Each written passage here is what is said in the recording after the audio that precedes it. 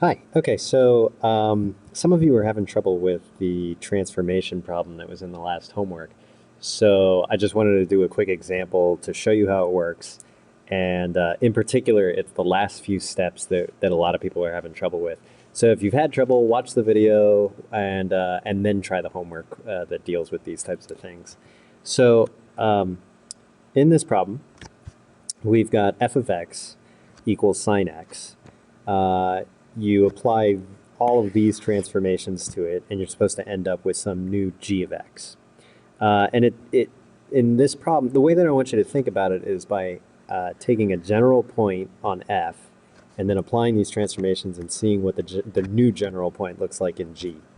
So the general point in f of x is sine x, which means if I plug in x in any x that I want, or actually, let's make it a.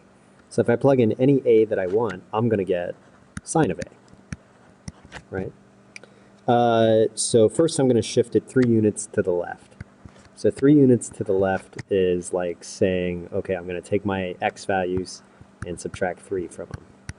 So now I have this point on that graph. And so this part's done. Then I got to vertically shrink by 1/4. So that's the same thing as taking my y values and multiplying them all by 1/4. So that's pretty simple.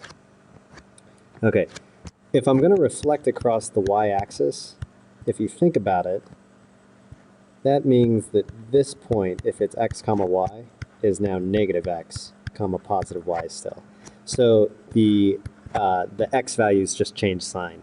So in order to change sign, that's like this, negative a minus 3, parentheses, comma 1/4 sine a. Another way of thinking about this, I'm just going to rewrite this right now. That's the same thing as positive 3 and a negative a, so it's 3 minus a, comma 1/4 sine of a. Okay, let's see, so now this one's done. Then I got to horizontally stretch by 2. So that's like taking this point and multiplying the x value by 2. So now I get 6 minus 2a. Actually, I'll write it this way. 2 parentheses 3 minus a, comma 1/4 sine a. If you wanted to simplify that, you could, but it doesn't really matter. So this one's done. And now I'm going to shift up 6 units. So if I go up 6 units, it's 2, 3 minus a. I got to add 6 to my y values. So it's this whole thing plus 6. All right. So this is going to be a point on my new function, which is g of x. So on g. So that means that if I plug this in for x, I should get that for y, which is like saying that another way of saying the same exact thing is, so g of x, and my x is this, gives me my y value, and my y value is 1/4 sine a plus 6. Okay, so most people can get to the point, but then they have trouble dealing with this part. So remember, I asked for g of x, not g of 2 parentheses 3 minus a. So in order to do that, I'm going to do a little side work here. I'm going to replace this with an x. So it's now going to be g of x.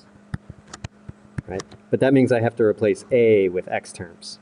So on the side here, I'm going to say, okay, 2, 3 minus a, I replace with x.